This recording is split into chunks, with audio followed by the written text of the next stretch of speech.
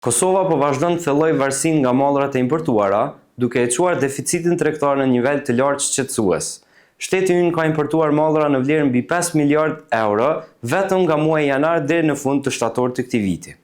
Vlera e importit në Kosovë është rritur me rreth gjysmë miliardi euro në periudhën janar-shtator të këtij viti, krahasuar me të njëjtën periudhë të vitit të kaluar. Krahas importit në vlerë 5 miliardë 66 milion euro, gjatë nëntmujorit të vitit 2025, sasia e mallrave të importuara është rritur për rreth 350 milion kilogram në krahasim me të njëjtën periudhë të vitit 2024.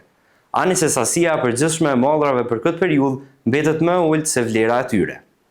Përveç kësaj, sfidë tjetër për vendin tonë është edhe ulja e nivelit të vlerës së mallrave të eksportuara.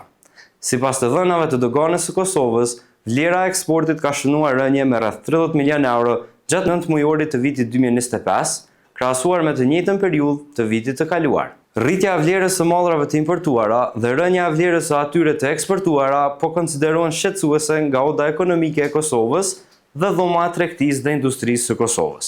Dyjat janë rritë, është rritë edhe sasia, është rritë edhe vlera. Sasia është më e vogël se sa vlera, për arsye se dihet që ne edhe importojmë inflacionin dhe çmimet të ndikojnë, se gjithmonë kur thuhet që rrit hyrat në buxhet të shtetit, asnjëherë nuk tregohet që u rrit edhe vlera e mallit të importuar. Shifra tash ne kemi 13%, e kemi pasur në fakt 13% krahasuar me periudhën e njëjtë të vitit të kaluar.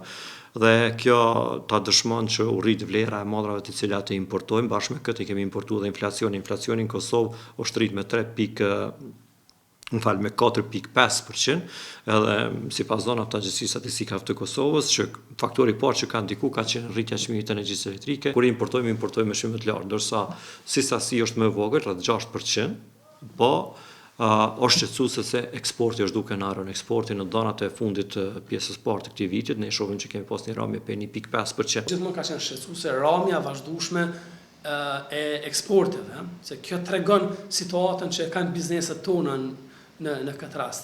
Po të kishte një situatë më të mirë, bizneset tona do të kishin rritje të vazhdueshme në këtë rast të eksporteve. Kur je i varur shumë nga importi, dhe sidomos kur kemi këtë rritje të vazhdueshme nga importi, biznesi vendor gjithmonë është i rrezikuar për mbijetesën e tij. Ne po vazhdojmë të mbesemi një vend importues jashtëzakonisht shumë i madh. Ndërkaq, Gjermania, Turqia, Kina, Shqipëria dhe Italia janë ndër shtetet kryesore importuese në periudhën e parë të vitit 2025.